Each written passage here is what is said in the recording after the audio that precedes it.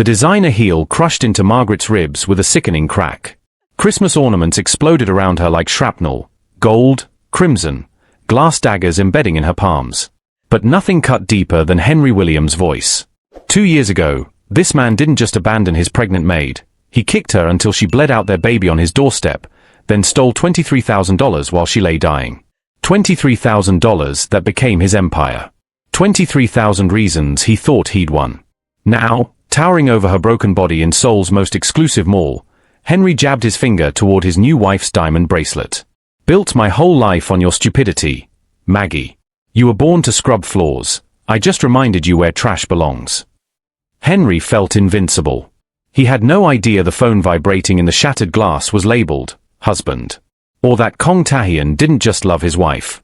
He owned this building, this city, and every shadow Henry would soon learn to fear. The King of Seoul was 30 seconds away. And Henry had just made his final mistake. Subscribe now to see the full story of how a stolen $23,000 becomes Henry's death sentence. Trust me, you don't want to miss what happens next.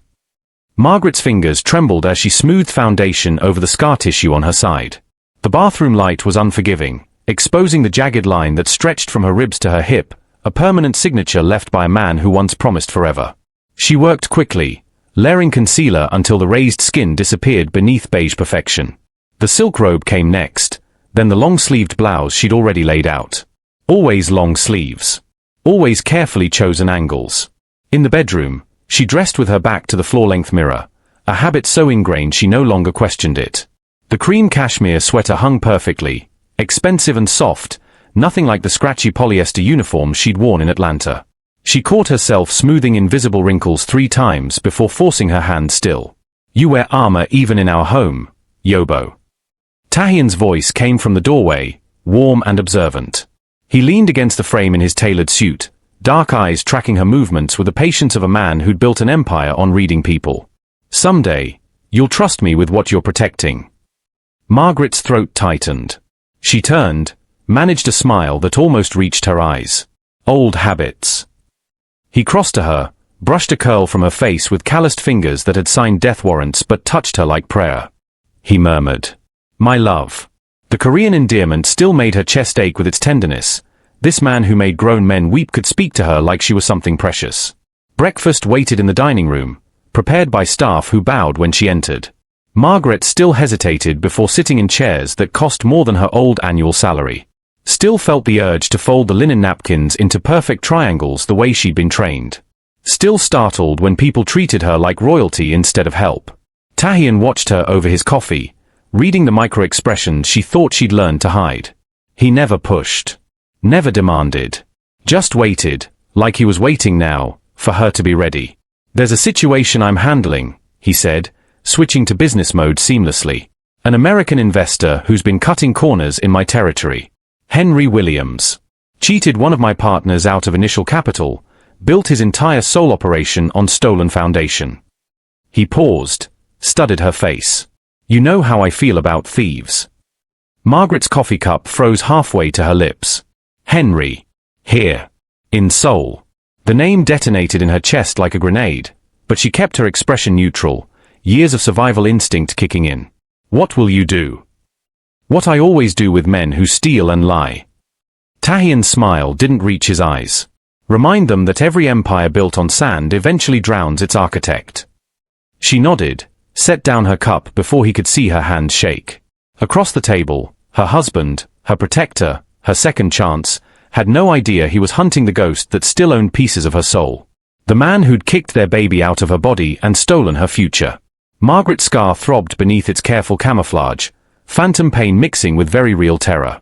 She should tell him. Right now. Before the past collided with the present in ways she couldn't control. But the words stuck in her throat, imprisoned by shame older than her love for Tae-hyun. Because how do you tell a king you used to be someone's trash? Margaret. His voice gentled. Where did you go? She blinked, forced herself back. Nowhere. I'm right here. The lie tasted like blood and old regrets. 1 week later, it would cost her everything she'd tried to hide. Margaret had been 24 when she learned that fairy tales were just pretty lies rich people told to keep poor girls dreaming. The servants' quarters in the Williams estate smelled like industrial cleaner and crushed hope. A windowless room barely larger than a closet, with a narrow bed and a showbox hidden underneath containing $23,000 in carefully folded bills.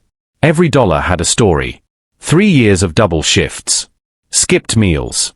Thrift store clothes worn until they disintegrated. That money wasn't just savings. It was Margaret's escape hatch. A small house with a garden where she could grow tomatoes and roses. Night school for a business degree. A life where she chose her own hours instead of answering bells. She'd been scrubbing the marble foyer when Henry Williams first spoke to her like she was human. Home from New York for Christmas, the family's golden son with his investment banker smile and cashmere sweaters. "You're too smart to be cleaning toilets," he'd said, watching her work with an intensity that made her skin warm. "Let me help you build something." It started in shadows, stolen conversations in the kitchen after his parents slept, his hand lingering on hers when she served dinner. He made her feel seen, like she existed beyond the invisible labor that kept his world spinning.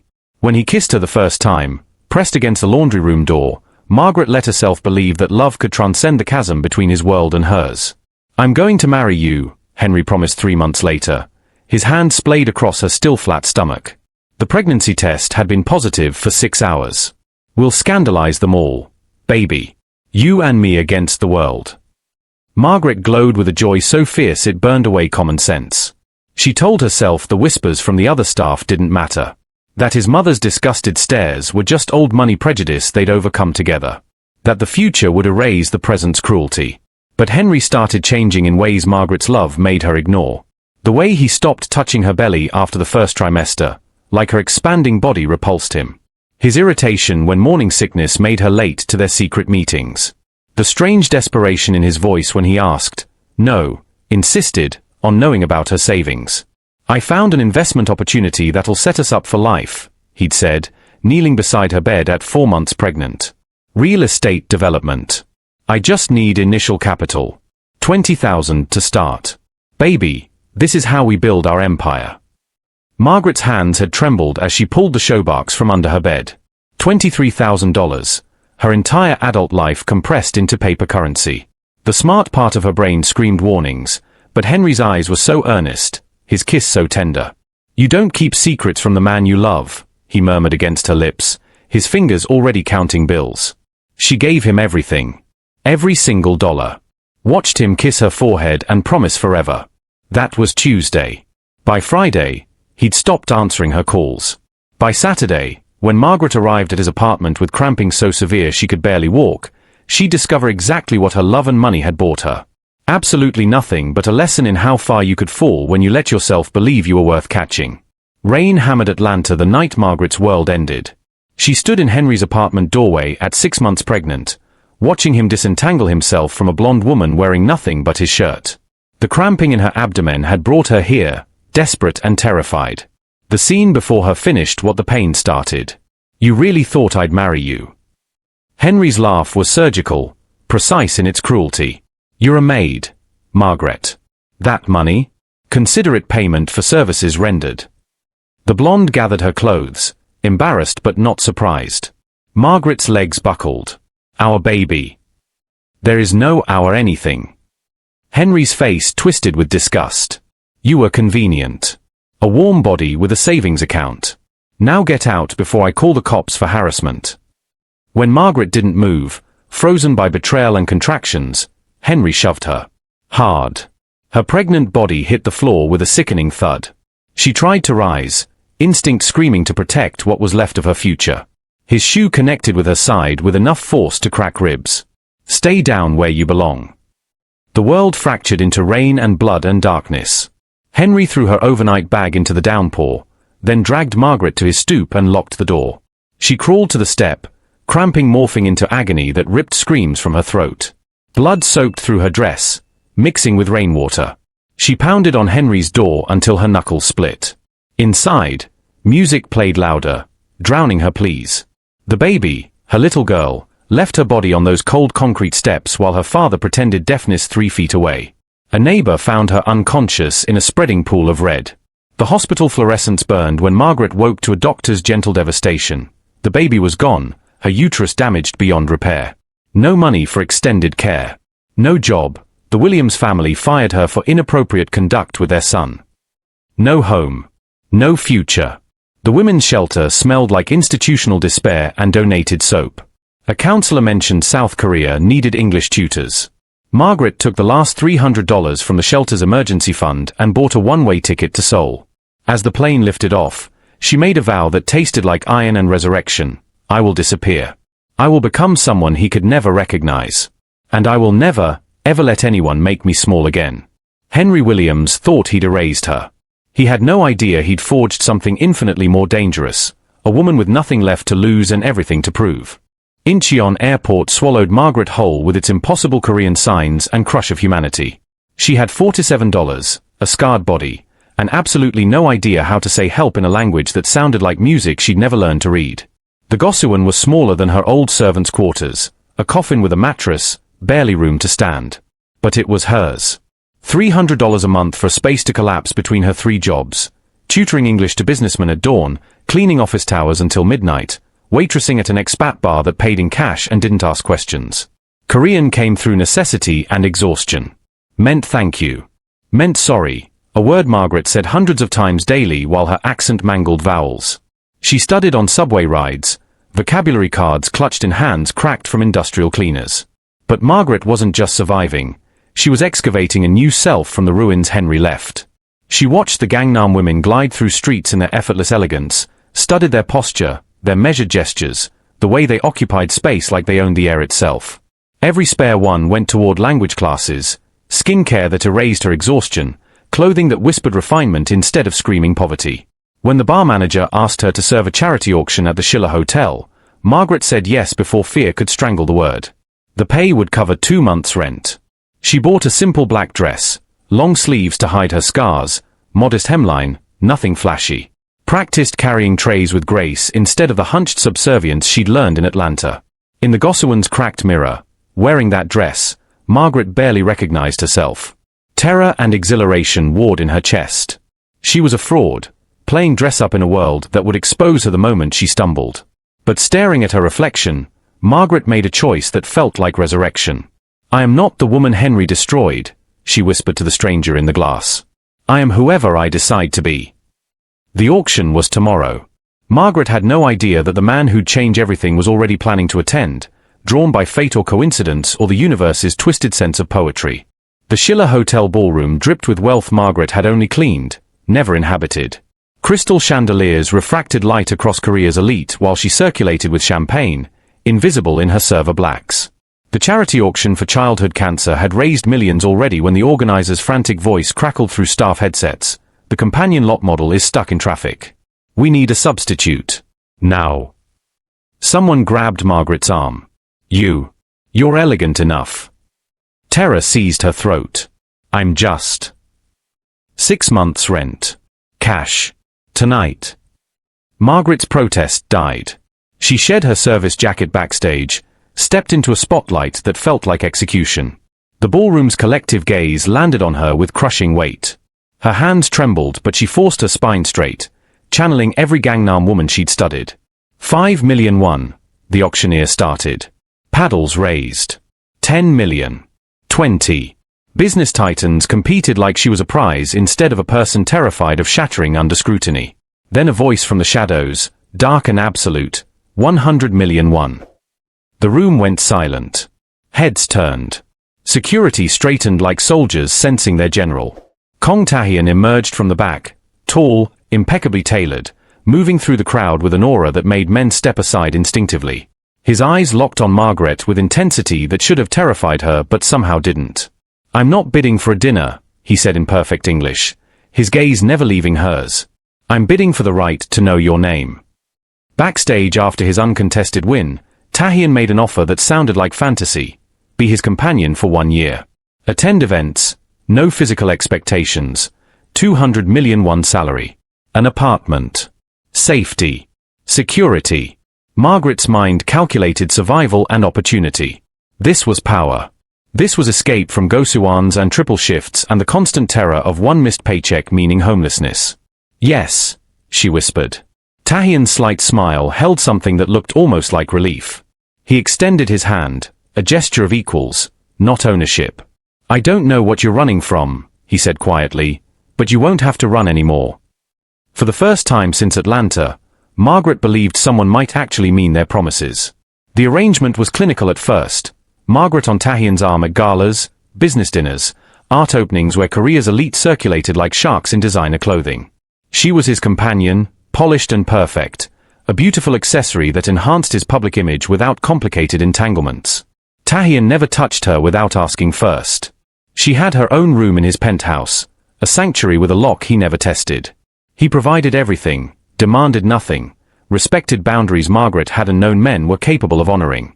But proximity revealed truths contracts couldn't capture. Yes, Tahian was ruthless. She watched him dismantle a competitor's business with surgical precision over wine and cold noodles. Yes, he was feared. Grown men literally trembled when he entered rooms. But Margaret also discovered the orphanages he funded anonymously, the way he protected the vulnerable in his organization, his loyalty to those who earned it. Small moments accumulated into something dangerously like genuine connection. Tahian teaching her Korean idioms while they shared late-night ramen, his patience endless when she mangled pronunciations. Margaret making him laugh with observations about melodramatic Korean dramas, his rare smile transforming his severe features into something almost boyish. Comfortable silences that felt like home instead of obligation. After 11 months, Tahian found her on the penthouse balcony watching Seoul's lights. "I don't need a contract to know you're already part of my life," he said quietly. "I just want to make it permanent. Marry me." Terror and longing warred in Margaret's chest. If he knew the truth, the baby, the beating, the woman she'd been, would he still want her? Could she risk vulnerability with a man who held this much power over her rebuilt existence? But his eyes held something that looked heartbreakingly like love. "Yes," she whispered. The wedding was small, private, attended only by Tahian's most trusted. Margaret wore long sleeves that covered her scars, secrets she promised herself she'd reveal eventually. The vows felt sacred and terrifying in equal measure. Their marriage became real in increments. Tahian remained patient with her boundaries, never pushing when she angled her body away during intimate moments or kept lights dim. Love developed genuine and deep, roots growing through carefully maintained walls. But guilt festered in Margaret's silences. "He's given me everything," she thought watching him sleep, "but I'm still that maid hiding under his bed, terrified he'll find me and remember what I am." 1 week before Christmas, that terror would prove prophetic. Margaret was alone in the Gangnam luxury mall on Christmas Eve, genuinely happy for the first time she could remember. Tahian was handling business, and she was buying gifts for his nieces, hair ribbons and plush toys that made her smile. The mall glittered with holiday magic, carols drifting through air scented with pine and expensive perfume. She felt unguarded, light, like maybe she could finally breathe without armor. Then Henry Williams walked past her, and the world froze. He was wealthy now, designer suit, Italian shoes, a blonde wife clinging to his arm and a bodyguard trailing behind.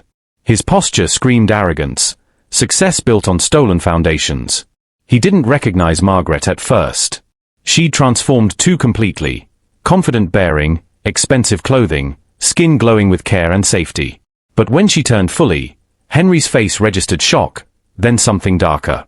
Not remorse. Rage. "Maggie." His voice cut through the holiday music like a blade. "What? Did you find another idiot to mooch off? Once a maid, always a maid. I bet you're cleaning his house too." His wife tugged his arm, embarrassed, but Henry was spiraling. He grabbed Margaret's wrist, saw Tahian's diamond-encrusted watch. "You stole this, didn't you? Still stealing like you stole from me." Margaret's voice emerged quiet, deadly calm. "I stole nothing. You stole everything from me. And you're going to regret reminding me you exist." Henry snapped. Shoved her hard into the Christmas display. Ornaments exploded, glass raining down as Margaret hit marble. When she tried to rise, his shoe connected with her side, the exact same place, with brutal precision. "Stay down." Pain detonated through Margaret's ribs. Blood bloomed through her cream cashmere coat as the old scar reopened, trauma meeting present violence in her body's brutal memory. Henry was already calling security, voice indignant, "Remove this crazy woman." Margaret's phone vibrated against marble. Glowed on the screen with Tahian's photo. The mall manager appeared, took one look at Margaret bleeding on his floor, and went corpse pale. He dropped to his knees, voice trembling, "Mrs. Kong. My God, someone call an ambulance." His head whipped toward Henry. You just assaulted the owner of this building." Henry's confident sneer crumbled. His wife backed away, horrified. Security surrounded him now, not Margaret. Reality was crashing down, and Henry had no idea the worst was still coming. Mall staff called a private medical team while Margaret lay among shattered ornaments, blood spreading through expensive fabric. She refused the hospital, voice barely steady, "Not until my husband arrives." Henry tried to leave. Security materialized, blocking exits. The manager's broken English trembled. "Mr. Kong will want to speak with you." Physical pain Margaret could handle. The reopened wound throbbed but wasn't severe. The emotional agony was what destroyed her. 2 years of carefully constructed walls collapsing, secrets bleeding out along with her blood. She couldn't hide anymore. The truth was written in her body's trauma, about to be read by the one man she desperately wanted to protect from it. The mall's atmosphere shifted before Tahian appeared. Conversations died mid-sentence. His men arrived first, 6 of them moving with lethal precision, scanning for threats. Then Tahian himself in a black suit, his face unreadable as carved stone. He went straight to Margaret, ignoring security, Henry, everyone. Knelt beside her with hands impossibly gentle. "Who did this?" Margaret's whisper cracked. "My past." Tahian carefully opened her coat. Saw the blood. His eyes asked permission before lifting her blouse slightly, exposing the jagged scar tissue, old, raised, clearly from severe trauma. His expression never changed, but his men stepped back instinctively, recognizing the stillness before devastation. "Is this from him?" Tahian's Korean was soft, deadly, his gaze flicking to Henry frozen by security. Margaret nodded. The confession spilled out, the pregnancy, the stolen money, the beating, the miscarriage on Henry's doorstep, the years of shame-filled silence. Tahian listened without interrupting, his hand anchoring hers through every terrible word. When she finished, he kissed her forehead with heartbreaking tenderness. Then stood, his focus shifting to Henry. The temperature plummeted. "My wife should have told me about you sooner," Tahian said, switching to English. "I've been too gentle with her past. But you will help me correct that mistake." Margaret understood then. His love hadn't wavered. It had transformed into something far more dangerous. He wasn't disgusted by her scars, he was furious she'd carried them alone. Henry's nightmare was just beginning. The mall's private security office became an interrogation room with Tahian's presence alone. Henry sat across from him, his wife sent away unharmed, his bodyguard dismissed. Tahian's men spread documents across the table with surgical precision. Bank statements, property records, transaction histories. "Your investment firm," Tahian began, voice conversational, "was built on $23,000 stolen from my wife.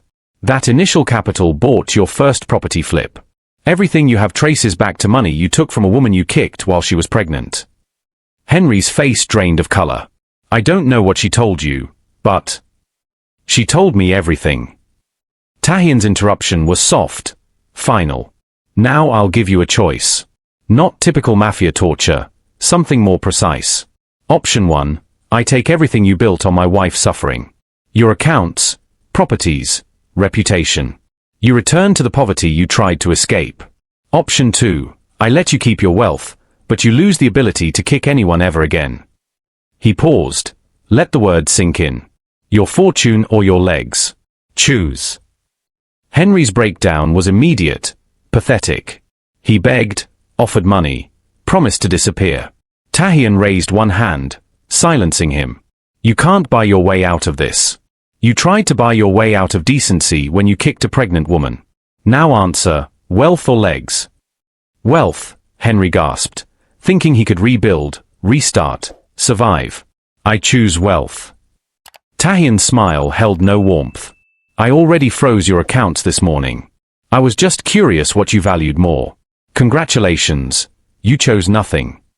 Over 72 hours, Tahian dismantled Henry's existence with methodical precision. Properties seized for money laundering investigations, crimes Henry actually committed cutting corners. Bank accounts frozen pending fraud charges. Business partners abandoned him once Tahian's people made calls. His wife filed for divorce. Criminal charges for assault and financial fraud buried him in legal fees he couldn't pay. 3 days later, Henry Williams was found in a Gossawan, the exact type of coffin-sized room Margaret once inhabited. Broke. Blacklisted. Broken. A single message arrived on his phone from an unknown number. "This is what you reduced my wife to. The difference is," she climbed out, "you never will." Margaret never witnessed Henry's destruction. Tahian handled it while she healed, finally telling him everything about the baby, her fears of intimacy, the worthlessness that had lived in her bones since Atlanta. Tahian arranged trauma counseling, was endlessly patient with her recovery. One night, holding her close, he whispered, "You were never trash. You were treasure he was too broken to recognize." His loss. My gain. 6 months later, Margaret stood before a room full of domestic violence survivors at the foundation she'd built, funded by Tahian, operated by her vision. She wore short sleeves. Her scars were visible, no longer shameful secrets but battle marks from a war she'd won. "Henry thought he could kick me into nothing," she told them. "But you can't destroy someone who refuses to stay down." That evening, Margaret and Tahian sat together in their penthouse, Soul's lights glittering below. She was finally comfortable in her own skin, the armor shed. He kissed her scar, not with pity, but with reverence for the warrior who survived. "These scars are proof you won, Yobo," he murmured. "Never forget that." Margaret smiled, understanding finally settling into her bones. "I am not a victim. I am not a survivor. I am a woman who was buried and chose to bloom anyway. And my garden is more beautiful than he could ever imagine." Henry had tried to erase her. Instead, he'd forged a queen.